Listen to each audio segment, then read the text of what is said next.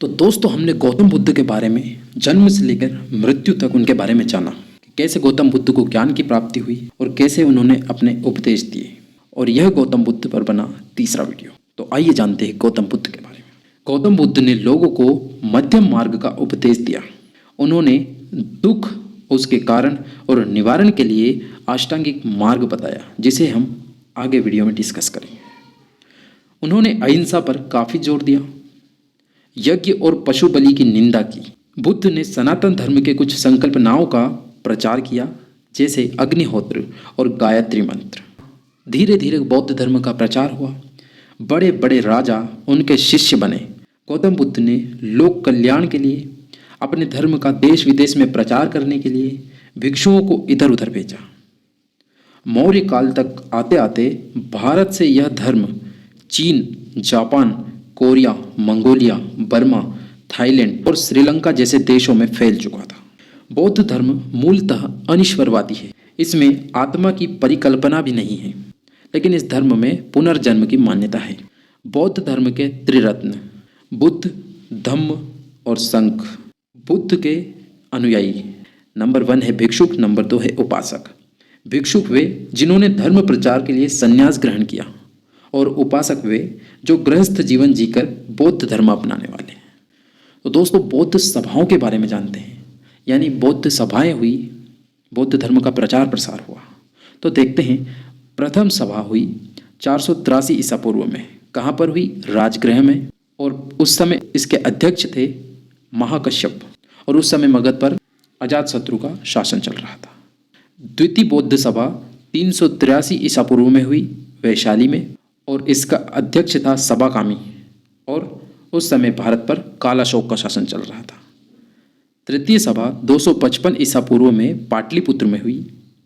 अध्यक्ष थे मोगलीपुत्र, और शासन काल था अशोक का।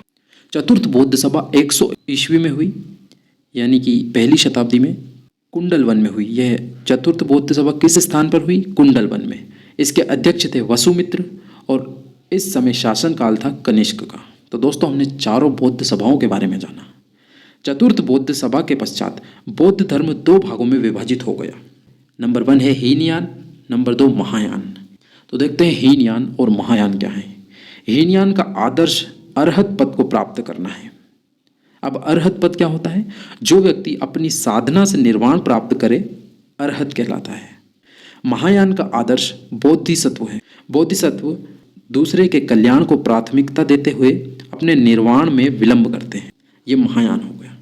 बौद्धों का सबसे पवित्र त्योहार बुद्ध पूर्णिमा है, क्योंकि इसी दिन बुद्ध का जन्म हुआ, उन्हें ज्ञान की प्राप्ति हुई और उनका महापरिनिर्वाण भी हुआ था।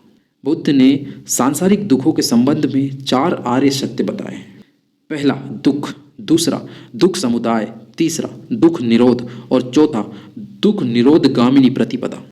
अब इन दुखों से मुक्ति पाने के लिए बुद्ध ने अष्टांगिक मार्ग बताए हैं। हमने दोस्तों पहले ही पढ़ा था कि बुद्ध ने 8 मार्ग बताए हैं, यानी अष्टांगिक मार्ग बताए हैं। तो वो मार्ग कौन कौन से बताए हैं? सम्यक दृष्टि, सम्यक संकल्प, सम्यक वाणी, सम्यक कर्मांत, सम्यक आजीव, सम्यक व्यायाम, सम्यक स्मृति और सम्यक समाधि। ये हो गए 8 अष्टांगिक मार्ग। गौतम बुद्ध के अनुसार अष्टांगिक मार्गों का पालन करने के उपरांत मनुष्य की भव तृष्णा नष्ट हो जाती और उसे निर्वाण प्राप्त हो जाता है।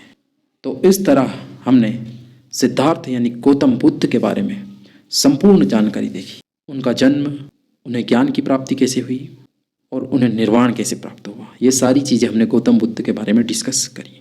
तो इतना ध्यान से सुनने के लिए आपका दिल से शुक्रिया। नमो बुद्धाय।